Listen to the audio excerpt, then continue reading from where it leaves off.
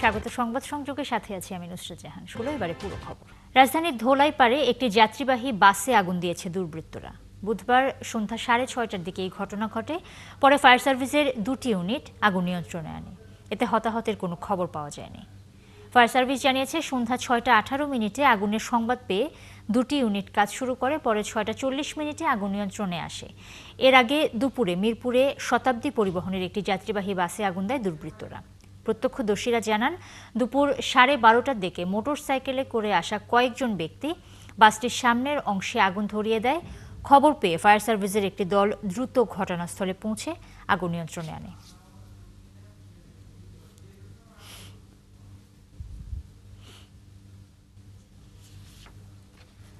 কার্যক্রম নিষিদ্ধ আওয়ামী লীগের লকডাউন কর্মসূচি ঘিরে কঠোর অবস্থানে আইনশৃঙ্খলা বাহিনী।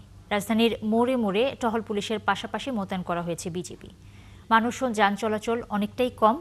13 নভেম্বর ঘিরে অনেক বেসরকারি স্কুল বন্ধেরও খবর পাওয়া গেছে। ডিএমপি বলছে সর্বোচ্চ শক্তি প্রয়োগ করে নাশকতাকারীদের মোকাবেলা করা হবে। বিস্তারিত সুমন তানভীরের প্রতিবেদনে। রাস্তাঘাট ফাঁকা আজকে, অন্যদিন যে সময় লাগে আজকে কতক্ষণ লাগে? আজকে তা 3 ভাগে 2 ভাগ লাগছে।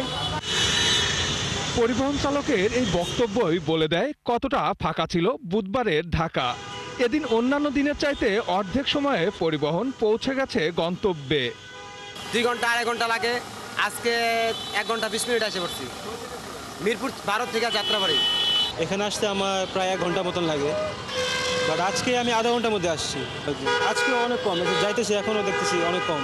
এমন চাপা স্বস্তি নিয়েই সকালটা শুরু হয় রাজধানীবাসীর। তবে ব্যাপক উপস্থিতি দেখা যায় আইন শৃঙ্খলা বাহিনীর। 5 আগস্ট পরবর্তী আওয়ামী লীগের কোনো কর্মসূচি ঘিরে এটাই সর্বোচ্চ তৎপরতা। পুলিশের পাশাপাশি টহল দিচ্ছে র্যাব ও বিজিবির সদস্যরাও। তবে এত কিছুর পরও কার্যক্রম নিষিদ্ধ আওয়ামী লীগের কর্মসূচি ঘিরে চাপা উত্তেজনা ছিল নগরবাসীর, যার স্পষ্ট ছাপ দেখা যায় রাজপথে। সকাল থেকেই রাজধানীতে পরিবহন সংখ্যা ছিল তুলনামূলক কম। আওয়ামী লীগ সরকারের 17 বছরের স্বৈরশাসনে যে কোনো রাজনৈতিক কর্মসূচির আগে আগুন সন্ত্রাস ছিল নিয়মিত ঘটনা। আওয়ামী আমলের মৃত্যু ঘটলেও বদলায়নি সেই সংস্কৃতি। আর এবারও প্রধান টার্গেট এই পরিবহন সেক্টর। 13 নভেম্বর কর্মসূচিকে ঘিরে এরই মধ্যে আগুন দেওয়া হয়েছে বেশ কিছু গণপরিবহনে। এই আগুন সন্ত্রাস নিয়ে তীব্র ক্ষোভ পরিবহন শ্রমিক থেকে শুরু করে সাধারণ মানুষের। যে জনগণেরই তো ভোগান্তিস, জনগণেরই হয়রানি, জনগণরা হয়রানি হইতেছে, এগুলো কষ্ট পাইতেছে না সাধারণ জনতা। বাস পোড়ানো এগুলা জনগণের জন্য কষ্ট না। বাংলাদেশে কখনো রাজনীতি পরিবর্তন আসবে না, যেই আসে সেই তার আখের ঘুষাবে। কেউ কিছু হইলে রাস্তা নামে যায়। কালকের যে উন্মাদনার কথা বাঁচতেছে শুনতেছি, এটা বাস্তবের জন্য না হয়, আসলে যেন এটা গুজবই থেকে যায়। যদি সত্যি হয় তাহলে কিছু আরেকটা বিশৃঙ্খলা সৃষ্টি হবে। নাশকতাকারীদের সর্বশক্তি দিয়ে মোকাবেলা করার ঘোষণা দিয়েছে ডিএমপি। যারা যে ভীতি করা একটা পরিস্থিতি বা তারা বিভিন্ন রকম যে অপতৎপর চালাচ্ছে, এটা আমরা কঠোর হস্তে দমন করার আইনের যেটুকু প্রয়োগিক ক্ষমতা আছে এটা আমরা সর্বোচ্চ প্রয়োগ করব। পরিবহন মালিকরা বলছেন রাজধানীর টার্মিনালগুলোতে বাড়ানো হয়েছে নিজস্ব নিরাপত্তা ব্যবস্থা। পরিবহনগুলোকে ফাঁকা কোথাও পার্কিং না করার নির্দেশনা দেওয়া হয়েছে। সুমন তানভীর, 71, ঢাকা। গণভোটের দাবির আড়ালে পতিত স্বৈরাচারকে পুনর্বাসনের সুযোগ করে দেয়া হচ্ছে কিনা এমন প্রশ্ন তুলেছেন বিএনপির ভারপ্রাপ্ত চেয়ারম্যান তারেক রহমান। বুধবার বিপ্লব এবং সংহতি দিবসের আলোচনায় তিনি আরও বলেন, বিএনপির বিজয় ঠেকাতে যারা কাজ করছে ভবিষ্যতে তারা রাজনৈতিক বিপর্যয় ডেকে আনতে পারে। হুমকি ধামকি না দিয়ে আগামী ফেব্রুয়ারি নির্বাচনে অংশ নেওয়ার আহ্বান জানান বিএনপির ভারপ্রাপ্ত চেয়ারম্যান। শফিকুল হকের প্রতিবেদনে বিস্তারিত। যেদিনে আধিপত্যবাদ বিরোধী জাতীয়তাবাদী রাজনীতির সূচনা, সেই ঐতিহাসিক দিনকে স্মরণ করল বিএনপি। বিপ্লব ও সংহতি দিবসের সুবর্ণ জয়ন্তীর এই আলোচনায় বিএনপি ছাড়া অংশ নেয় বিভিন্ন রাজনৈতিক দলের শীর্ষ নেতারা। বাংলাদেশের জন্য কাজ করো, ভারতের দালাল হিসেবে নয়। বিএনপি মহাসচিব অভিযোগ করেন, অপ্রয়োজনীয় সংকট তৈরি করে নির্বাচনকে বাধাগ্রস্ত করা হচ্ছে। সংকটটা তৈরি করা হচ্ছে আমি মনে করি অত্যন্ত উদ্দেশ্যমূলকভাবে, অর্থাৎ বাংলাদেশের যে গণতান্ত্রিক উত্তরণ যে পথ, সেই পথকে বাধাগ্রস্ত করা, বাংলাদেশে সত্যিকার অর্থে সংস্কারের জন্য যে নির্বাচন হওয়া দরকার সেই নির্বাচনকে বাধাগ্রস্ত করা, জনগণকে ভবিষ্যৎকে একটা অনিশ্চিত অবস্থায় ফেলা। আলোচনায় লন্ডন থেকে ভার্চুয়ালি যুক্ত হয়ে প্রধান অতিথির বক্তব্য দেন বিএনপির ভারপ্রাপ্ত চেয়ারম্যান তারেক রহমান। গণভোটের দাবিতে যারা আন্দোলন করছে তাদের দেশের বাস্তবতা স্মরণ করিয়ে দেন তিনি। কর্মহীন এই মানুষগুলোর কাছে রাষ্ট্রের হাজার টাকা ব্যয় করে কথিত গণভোটের চাইতে নিশ্চয়ই একটি চাকরি কি বেশি জরুরি নয়? আমার নর্মাল কমন সেন্স তাই বলে। তারেক রহমান অভিযোগ করেন, কিছু রাজনৈতিক দল সরকারের দুর্বলতার সুযোগ নিয়ে জনগণের বিরুদ্ধে অবস্থান নিচ্ছে। অন্তর্বর্তীকালীন সরকারকে হুমকি ধামকি না দিয়ে আগামী ফেব্রুয়ারি মাসে জনগণের মুখোমুখি হই আমরা, চলুন। জনগণের মুখোমুখি আমরা সকলে হই, চলুন। গণভোটের আড়ালে পতিত পরাজিত পলাতক অপশক্তিকে রাষ্ট্র রাজনীতিতে পুনর্বাসনের সুযোগ করে দেয়া হচ্ছে কিনা আমি সকলকে এই ব্যাপারে সতর্ক দৃষ্টি রাখার জন্য দেশের গণতান্ত্রিক আমি জনগণের প্রতি আহ্বান জানাই।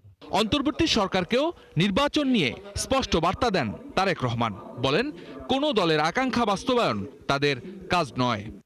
সরকারকেই সিদ্ধান্ত নিতে হবে তারা কি একটি রাজনৈতিক দলের আকাঙ্ক্ষা বাস্তবায়ন করবে, নাকি দেশের গণতান্ত্রিক আমি জনগণের কাছে জবাবদিহিমূলক একটি সরকার প্রতিষ্ঠার লক্ষ্যে ফেব্রুয়ারির জাতীয় নির্বাচনকে অগ্রাধিকার বা প্রায়োরিটি তারা দেবে। জাতীয় ঐক্যমত্য কমিশনে বিএনপি সর্বোচ্চ ছাড় দিয়েছে বলে আবারও জানান বিএনপির ভারপ্রাপ্ত চেয়ারম্যান। জুলাই সনদে যা অঙ্গীকার করা হয়েছে, যা আমরা সই করে এসেছি, বিএনপি এইসব অঙ্গীকার রক্ষা করতে দৃঢ় প্রতিজ্ঞ। শফিকুল হক, ৭১, ঢাকা। ওত পেতে থাকা স্বৈরাচারের উত্থানের আওয়াজ পাওয়া যাচ্ছে বলে মন্তব্য করেছেন বিএনপি নেতা রুহুল কবির রিজভী। বুধবার বিপ্লব এবং সংহতি দিবসের আলোচনায় তিনি আরও বলেন, আওয়ামী লীগের সাথে একটি দলের গভীর যোগাযোগ আছে। আরেক নেতা আমির খসরু বলেন, নির্বাচনের আগে যে কোনো সন্ত্রাসী কর্মকাণ্ড সরকারকে নিয়ন্ত্রণ করতে হবে। আরও জানাচ্ছেন মাহিলা ইসলাম। বিপ্লবী ও সংহতি দিবস উপলক্ষে প্রকাশনা আলোচনা অনুষ্ঠানের আয়োজন করে জিয়াউর রহমান আর্কাইভ।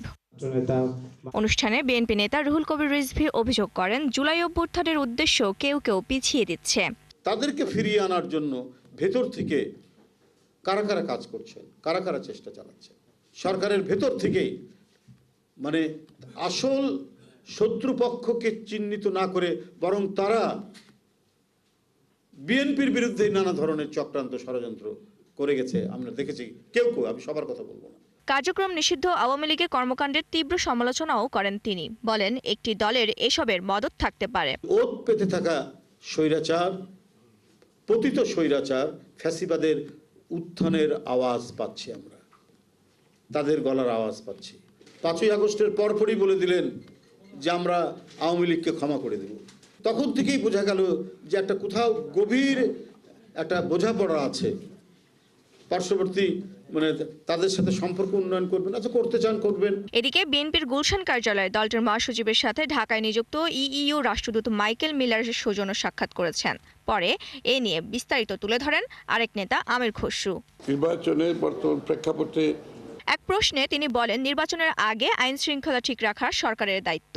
সরকার, আমরা আশা করছি তাদের আইন শৃঙ্খলা বাহিনী আরো শক্ত অবস্থানে থাকবে, আরো কঠিন অবস্থানে থাকবে এবং এটার সমাধানে তারা আরো সচেষ্ট থাকবে। জুলাই সনদ নিয়ে ঐকমত্য কমিশনের আলোচনার পর আর কোনো কথা থাকতে পারে না বলেও মন্তব্য করেন তিনি। ঐকমত হওয়ার পরে, সনদ সই হওয়ার পরে আর যে কিছু থাকতে পারে সেটা তো আমরা ঠিক বুঝতে পারছি না। মাহিলা ইসলাম, ৭১, ঢাকা। চলতি মাসে গণভোট আয়োজন এবং জামায়াত সহ 8 দলের 5 দফা কর্মসূচির সাথে সংহতি জানিয়েছে এনসিপি। বুধবার দলটির নেতা নাসিরউদ্দিন পাটোয়ারি বলেন, 16 নভেম্বর ওই দলগুলোর কর্মসূচি সরকার দমনের চেষ্টা করলে এর প্রতিবাদে এনসিপি মাঠে নামবে। রাশেদ আনিসের প্রতিবেদনে বিস্তারিত। নির্বাচনের আগেই গণভোট, জুলাই সনদ আদেশ জারি সহ 5 দাবিতে ইসলামী ঘরানার 8 দলের আন্দোলনের সাথে একাত্মতা প্রকাশ করেছে এনসিপি। যদি সরকার এই আন্দোলনের উপর আবার পুলিশ দিয়ে, র্যাব দিয়ে, পেটুয়া বাহিনী দিয়ে কোনো দমন করার চেষ্টা চালায়, রাজপথে ইনশাল্লাহ আমরা একে একে কাঁধে কাঁধ মিলিয়ে ঐক্যবদ্ধভাবে লড়াই করব। যারা আন্দোলন করছেন আপনাদের কোনো ভয় নাই, আমরা আছি এখনো, আমরা এখনো মরে যাই নাই। আমরা সরকারকে পরীক্ষা করতেছি, সরকার কি করতেছে দেখতেছি, তার মতে গতি। আওয়ামী লীগের লকডাউন কর্মসূচি নিয়ে দলটির মুখ্য সমন্বয়ক বলেন, আওয়ামী লীগের মরণ হয়ে গেছে, এখন দুর্গন্ধ ছড়াচ্ছে। কালকে যদি আওয়ামী লীগ নামে, আওয়ামী লীগকে ঠেকানোর জন্য আওয়ামী লীগের সন্ত্রাসের বিরুদ্ধে এনসিপির এক হাসনাত আব্দুল্লাহ বাংলাদেশে যথেষ্ট। এটা নিয়ে আমরা কোনো টেনশন নেই। আওয়ামী লীগের বাংলাদেশে মরণ হয়ে গিয়েছে, এখন কিছু দুর্গন্ধ ছড়াচ্ছে, দেশবাসী এটা নিয়ে কোনো আতঙ্কিত হওয়ার কোনো কিছু নেই। অনুষ্ঠানে কথা বলেন আরেক নেতা হাসনাত আব্দুল্লাহ। তার মতে গণ অভ্যুত্থানের পর মত প্রকাশের স্বাধীনতা ফিরে এসেছে, তবে সমালোচনার ঊর্ধ্বে কেউ নয় বলেও মন্তব্য করেন তিনি। আমরা যেন আবার কাউকে কাল্ট বানাই না ফেলি, কাউকে যেন সমালোচনা ঊর্ধ্বে না রাখি। সবাই সমালোচনা যোগ্য, সবাইকে প্রশ্ন করতে হবে। আমাকে প্রশ্ন করেন না আপনারা যে টাকা কোথায় পাই, প্রশ্ন সবাই করে, আমরা এক্সপ্লেনেশন দিতে হয়। আপনাকে আপনার দলের প্রধানকে ওইটা জিজ্ঞেস করার আপনার হিম্মত থাকতে হবে যে টাকা কোন জায়গা থেকে আসে। এদিন ন্যাশনাল হেলথ অ্যাকশনে স্বাস্থ্য খাতে অব্যবস্থাপনা দূর করতে সরকারকে সজাগ দৃষ্টির আহ্বান জানান এনসিপির নেতারা। রাশেদ আনিস, ৭১, ঢাকা। আগামীকাল বৃহস্পতিবার জাতির উদ্দেশ্যে ভাষণ দেবেন প্রধান উপদেষ্টা ডক্টর মোহাম্মদ ইউনূস। জুলাই সনদ এবং গণভোট নিয়ে চলমান রাজনৈতিক সংকটের মধ্যে তার এই ভাষণ তাৎপর্যপূর্ণ বলে ধারণা করা হচ্ছে। রাতে প্রধান উপদেষ্টার প্রেস উইং জানিয়েছে, আগামীকাল দুপুরে প্রধান উপদেষ্টা এই ভাষণ দেবেন। বাংলাদেশ টেলিভিশন, বিটিভি নিউজ এবং বিটিভি ওয়ার্ল্ড ভাষণটি সরাসরি সম্প্রচার করবে। প্রধান উপদেষ্টা তার ভাষণে জুলাই জাতীয় সনদ বা সংস্কার প্রস্তাব বাস্তবায়নের বিষয়ে সিদ্ধান্ত জানাতে পারেন বলে ধারণা করা হচ্ছে। জুলাই মানবতাবিরোধী অপরাধের বিচার নিয়ে অপপ্রচার চালাচ্ছে কার্যক্রম নিষিদ্ধ হওয়া আওয়ামী লীগের নেতারা। বুধবার এমন অভিযোগ করেছে আন্তর্জাতিক অপরাধ ট্রাইব্যুনালের প্রসিকিউশন। শেখ হাসিনার বিরুদ্ধে মামলার রায় কবে হবে তা আগামীকাল জানাবে ট্রাইব্যুনাল। আরও জানাচ্ছেন সৈকত সাদিক। জুলাই অভ্যুত্থানে সংগঠিত মানবতাবিরোধী অপরাধের মামলায় ক্ষমতাচ্যুত প্রধানমন্ত্রী শেখ হাসিনা, সাবেক মন্ত্রী আসাদুজ্জামান খান কামাল ও আইজিপি চৌধুরী মামুনের বিচার কাজ প্রায় শেষ। বৃহস্পতিবার ট্রাইব্যুনাল ১ জানিয়ে দেবে আলোচিত এই মামলায় কবে হচ্ছে রায়। টানা ৩৬ দিনের ছাত্র জনতার আন্দোলনে শেখ হাসিনার দলীয় ক্যাডার এবং আইনশৃঙ্খলা বাহিনীর নৃশংসতা ও ভয়াবহতায় বলি হয় হাজারেরও বেশি প্রাণ, আহত হয় ২০,০০০ মানুষ। এই ঘটনায় হুকুমদাতা, উস্কানিমূলক বক্তব্য প্রদান ও প্রাণঘাতী অস্ত্র ব্যবহারের নির্দেশদাতা সহ ৫টি অপরাধে শেখ হাসিনার বিরুদ্ধে বিচারিক কার্যক্রম শেষ হয়েছে। অডিও, ভিডিও এবং পেপারস আমরা ট্রাইব্যুনালে জমা দিয়েছি।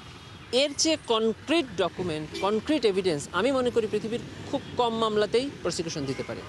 শুধু বাংলাদেশের ইন্টারন্যাশনাল ক্রাইমস ট্রাইব্যুনাল না, আমরা প্রসিকিউশনের পক্ষ থেকে মনে করি যে এই এভিডেন্স পৃথিবীর যে কোনো আদালতে যদি উপস্থাপন করা হয় তাহলে সেই আদালতের প্রসিকিউশন এই মামলা সন্দেহাতীতভাবে প্রমাণ করতে সক্ষম হবে। এই রায়কে ঘিরে নিষিদ্ধ দল আওয়ামী লীগ অপপ্রচার চালাচ্ছে বলে অভিযোগ প্রসিকিউশনের। ওনারা জাতিসংঘে একটা আবেদন করেছেন, আপনি বলছেন সেই জাতিসংঘের আবেদনে ওনারা কি বলছেন যে এই আদালতের কার্যক্রম ঠিকভাবে পরিচালিত হচ্ছে না। কেন ঠিকভাবে পরিচালিত হচ্ছে না তা আমার কাছে বোধগম্য নয়। এখন এই ক্ষেত্রে অনিয়ম কি হচ্ছে সেটা যদি ধরাতে হয় তাহলে আসামিকে উপস্থিত হতে হবে, উপস্থিত হয়ে আবেদন করে বলতে হবে যে এইখানে এই অনিয়ম হচ্ছে, এখানে এই অনিয়ম হচ্ছে, এখানে অনিয়ম। পলাতক আসামি পক্ষে অন্য কোনো ব্যক্তির কোনো কথা বলার সুযোগ নাই, শুধুমাত্র স্টেট ডিফেন্স লয়ার ছাড়া। আর আমাদের এখানে স্টেট ডিফেন্স লয়ার তার পক্ষে নিযুক্ত করা হয়েছে। মামলাটিতে গত ১০ জুলাই অভিযোগ গঠন করে বিচার শুরুর আদেশ দেন আন্তর্জাতিক অপরাধ ট্রাইব্যুনাল ১। এই মামলার রায়ের দিন ঘোষণাকে কেন্দ্র করে ট্রাইব্যুনালের নিরাপত্তা ব্যবস্থা জোরদার করা হয়েছে। সৈকত সাদিক, ৭১, ঢাকা। পটুয়াখালী ৩ গলাচিপা ১০ মিনা আসনে আনুষ্ঠানিকভাবে প্রার্থী ঘোষণা না করায় এলাকা জুড়ে চলছে আলোচনা ও গুঞ্জন। তৃণমূল নেতাকর্মীরা জোটের প্রার্থী মানতে নারাজ। বিপ্লব এবং সংহতি দিবস উপলক্ষে গলাচিপা এবং ১০ মিনার প্রতিটি ইউনিয়নে অনুষ্ঠিত হচ্ছে নির্বাচনের সভা। বিকেলে আমখোলা ইউনিয়নের আমখোলা কলেজ মাঠে অনুষ্ঠিত জনসভায় জড়ো হন হাজারো মানুষ। এ সময় দলীয় প্রার্থী না দেয়ায় সমালোচনার ঝড় ওঠে। নেতাকর্মীদের একটাই দাবি, যে কোনো মূল্যে বিএনপি নির্বাহী কমিটির সদস্য হাসান মামুনকে প্রার্থী হিসেবে তারা দেখতে চান। এদিকে গুঞ্জন উঠেছে গণ অধিকার পরিষদ বিএনপির সঙ্গে জোটে এলে দলটির সভাপতি নুরুল হক নূরকে আসনটি ছেড়ে দেবে বিএনপি। এমন খবরে তারা বিভ্রান্ত। বলছেন আসনটিতে সঠিক প্রার্থী মনোনয়ন পেলে দীর্ঘদিন পর নেতাকর্মীরা ঘুরে দাঁড়াবে। এছাড়া নেতাকর্মীরা আভাস দিয়েছেন দলীয় কোনো সিদ্ধান্ত না আসা পর্যন্ত তারা মাঠ ছাড়বেন না।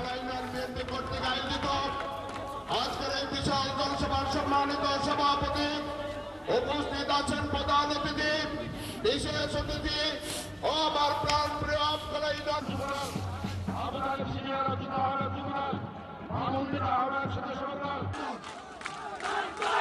আগামী নির্বাচনে হাসান মামুন আমাদের প্রার্থী, মার্কা আপনাদেরকে পরে জানাই দেব। নির্বাচনে সে প্রার্থী, এটা জানাই দেওয়া হলো। কোনো ভাড়াটে প্রার্থী না দিয়া একজন স্বাচ্ছা দেশপ্রেমী এবং জাতীয়তাবাদ আদর্শের মানুষ এই মানুষটাকে নমিনেশন দেবে। প্রিয় নেতা হাসান মামুনকে আমাদের এই অঞ্চলের ধানের শীষের প্রার্থী হিসেবে ঘোষণা করেন। তিনি শেষ পর্যন্ত জনতা হাসান মামুনকে ধানের শীষ প্রতীক দিয়েই এখানে নির্বাচন করতে পাঠাবেন। 6 মাসও আদালতের নির্দেশনার পরও খন্দকার এনায়েতুল্লাহর এনা পরিবহনের 187টি বাস জব্দ করতে পারেনি দুদক। এ নিয়ে বুধবার ক্ষোভ জানিয়ে দুদক চেয়ারম্যানের কাছে স্মারকলিপি দিয়েছে নিরাপদ সড়ক আন্দোলন। তাদের অভিযোগ, অবৈধভাবে বাস চলাচলের অর্থ দিয়ে দেশকে অস্থিতিশীল করছে একটি গোষ্ঠী। বিস্তারিত নজরুল ইসলামের প্রতিবেদনে।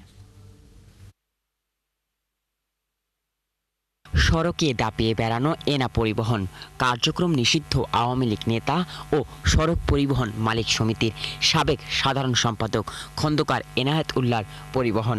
এই নেতার বিরুদ্ধে বিভিন্ন রুটে চলাচলকারী বাস থেকে দৈনিক 1,65,00,000 টাকা চাঁদা আদায়ের অভিযোগে অনুসন্ধানে নামে দুর্নীতি দমন কমিশন।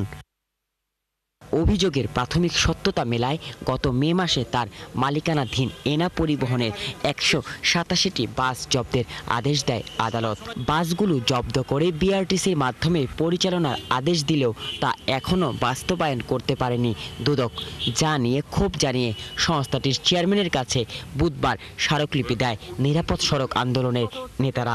6 মাস আগে আদালত একটা নির্দেশনা দিয়েছে, এখনও তারা ডিলের কথা বলতেছে। বিজ্ঞ আদালত সেই বাসগুলো 187টা বাস, এনা পরিবহনের 187টা বাস জব্দের নির্দেশ দিয়েছিলেন। এদিন সাবেক স্বরাষ্ট্রমন্ত্রী মহিউদ্দিন খান আলমগীর ও তার স্ত্রীর বিরুদ্ধে 425 কোটি টাকা ও 12,000 মার্কিন ডলার সন্দেহজনক লেনদেনের অভিযোগে মামলা করেছে দুদক। অভিযোগ সংশ্লিষ্ট ডক্টর মহিউদ্দিন খান আলমগীর এবং তাঁর স্ত্রী জনাব সীতারা আলমগীরের বিরুদ্ধে মানি লন্ডারিং প্রতিরোধ আইন 2012 সংশ্লিষ্ট ধারায় এটি মামলা রুজুর সিদ্ধান্ত গৃহীত হয়েছে। এছাড়া ডাচ বাংলা ব্যাংকের খুলনার আড়তঘাট শাখার 50 জন গ্রাহকের 94 লাখ টাকা আত্মসাতের অভিযোগে প্রোপাইটার SM সোহেল মাহমুদ সহ 9 জনের বিরুদ্ধে মামলা করেছে দুর্নীতি দমন কমিশন।